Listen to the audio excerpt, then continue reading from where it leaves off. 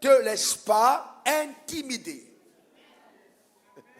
Ne te laisse pas intimider. Vous savez, le mot intimider veut simplement dire remplir quelqu'un de peur ou de timidité. Remplir quelqu'un de peur ou de timidité. Dans le but de l'empêcher d'agir ou d'affaiblir son action.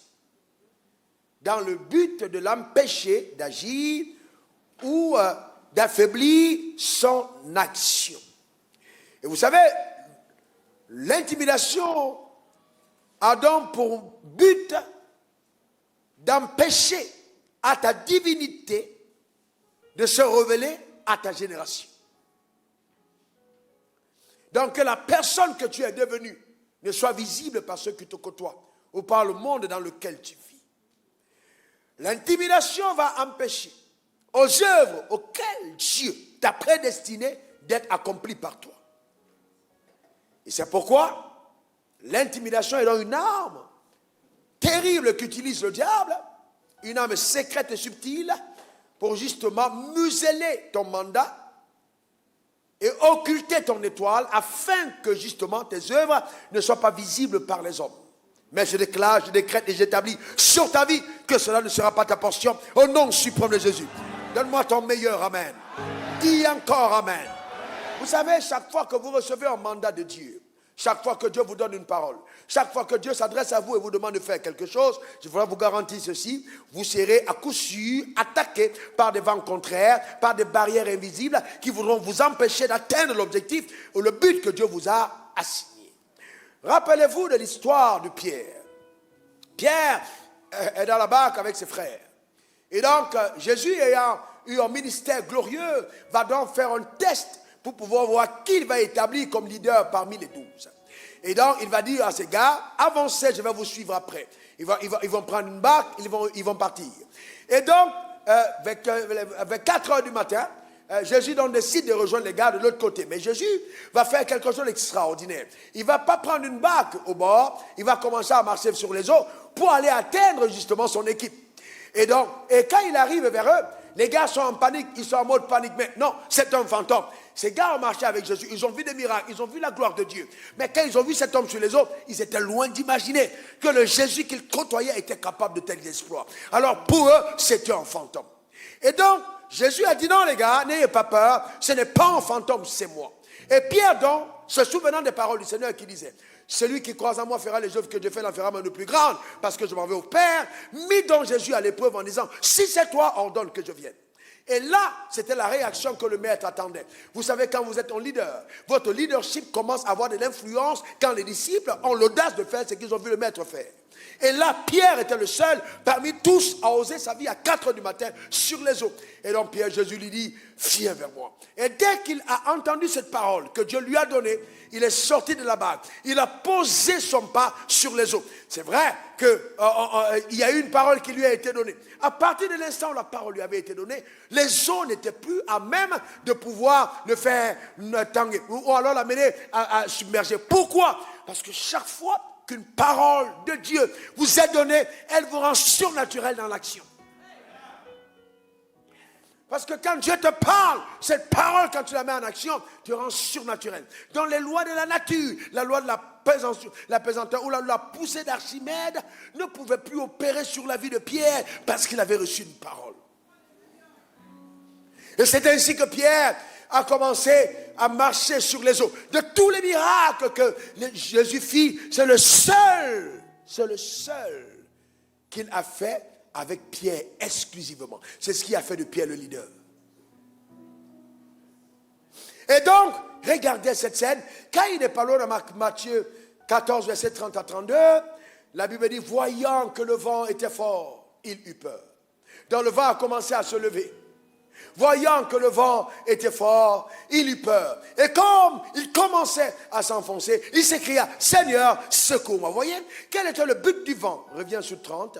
Quel était le but du vent? Le but du vent était justement d'intimider Pierre. Pierre était un expert en pêche. Pierre connaissait la force des vents. Le vent s'est levé.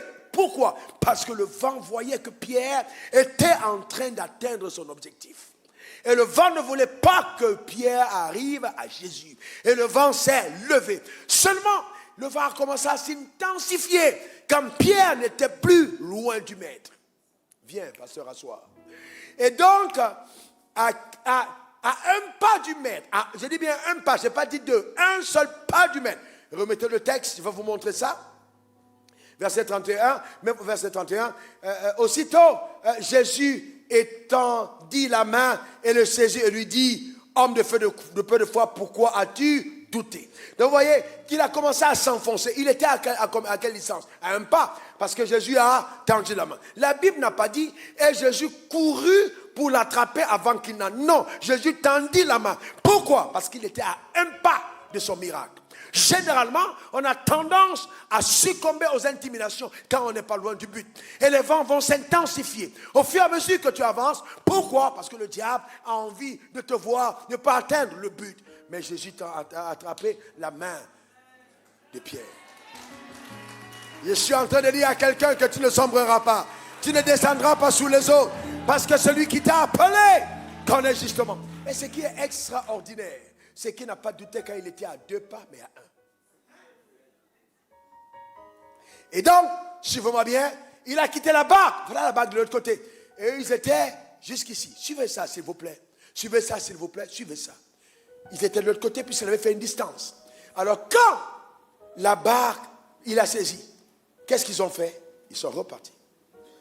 La Bible ne nous a pas raconté la suite. Ils sont repartis. Ils ont continué et ils sont revenus dans la barque. Mais entre-temps, personne ne sait ce que Jésus a dit à Pierre quand ils étaient 2. C'est pourquoi quand il dit celui-ci est le leader, personne ne peut douter parce qu'il a vécu une expérience que d'autres n'ont pas vécue. Ne permets pas à l'intimidation de révéler ton unicité. Ne permets pas à l'intimidation des vents d'empêcher que tu atteignes le but que Dieu t'a assigné. Remettez le verset qui suit. Remettez le verset qui suit, s'il vous plaît. Ils montèrent dans la barque et le vent cessa. Et attire votre attention sur ça. Dès qu'ils sont arrivés dans la barque et qu'ils se sont installés comme tout le monde, le vent a cessé. Pourquoi le vent s'est arrêté? Parce que justement le but du vent était d'empêcher qu'il manifeste sa divinité. Et la Bible n'a pas dit qu'ils ont prié. Non, ils n'ont pas prié. Mais dès qu'ils sont entrés, le vent a cessé. Parce qu'en fait, la nature a horreur des personnes qui se distinguent.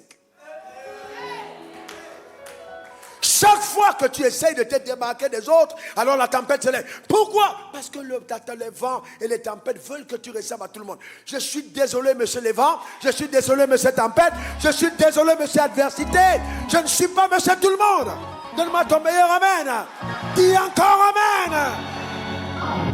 Vous prenez votre carte d'identité, quand on va vous identifier, on vous demande de mettre l'empreinte digitale. Vous voulez voir sortir du territoire, on regarde l'empreinte digitale. Pourquoi est-ce que 2 jumeaux n'ont pas la même empreinte? Pourquoi c'est infalsifiable? Voyez-vous? Parce que chacun d'entre nous a été appelé à faire quelque chose d'unique.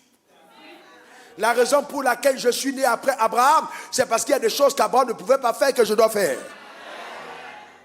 Ça paraît prétentieux, mais il y a des choses que Jacob ne pouvait pas faire, que je dois faire. Il y a des choses qu'Élie ne pouvait pas faire, que je dois faire. Bien, c'est ce que la Bible dit. De tous les hommes et des femmes, il n'y a pas de plus grand que Jean-Baptiste. Cependant, le plus petit dans le royaume est plus grand que Jean-Baptiste.